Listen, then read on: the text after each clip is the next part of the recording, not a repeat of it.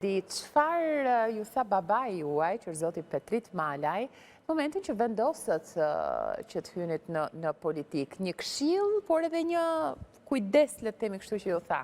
Këshilla nga prindrit ne marrim gjithmonë. Unë tani jam prind vet i 2 fëmijëve dhe kam shumë të qartë që do përpiqem të bëj të njëjtin gjë edhe unë me fëmijët e mi. Këshillat e ti kanë qenë si çdo prindi, që çdo angazhim që do vendos është të marrësh, mirë është ta çosh deri në fund me shumë kujdes, me shumë qytetari dhe me shumë përgjegjësi.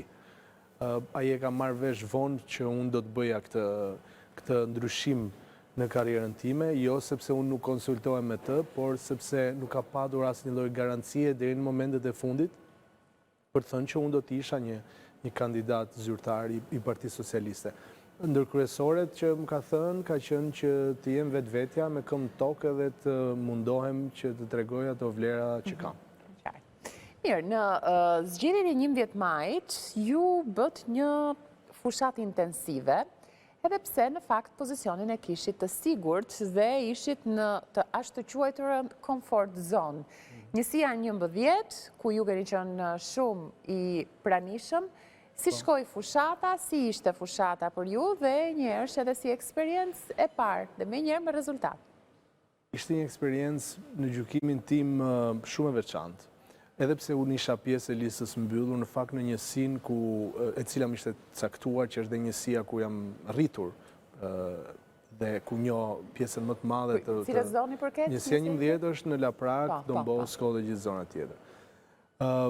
Isha unë dhe zonja Koqiu, të dy ishim në listë mbyllur dhe gjithkush mendonte se ne tashmë do të prisnim vetëm 11 maj, gjë që nuk ndodhi. Ne ishim gjatë gjithë kohës shumë të mirë koordinuar, bëm një fushat qytetare për të vlerësuar, u përpoqëm maksimalisht për të maksimizuar votën e Partisë Socialiste, se në fund të ditës unë nuk kam ardhur në politikë për të marrë një mandat personal dhe për të bërë diçka në jetën time personale.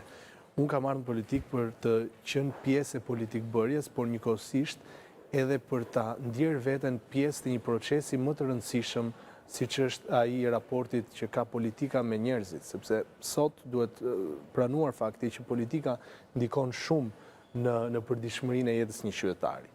Dhe unë mendoj që ky është vendi ku unë mund të jap më të mirën time për të ndikuar. Nëse do të mendoja se nuk ka vend për përmirësim politika apo se çdo gjë është fushë me lule, nuk do isha angazhuar fare.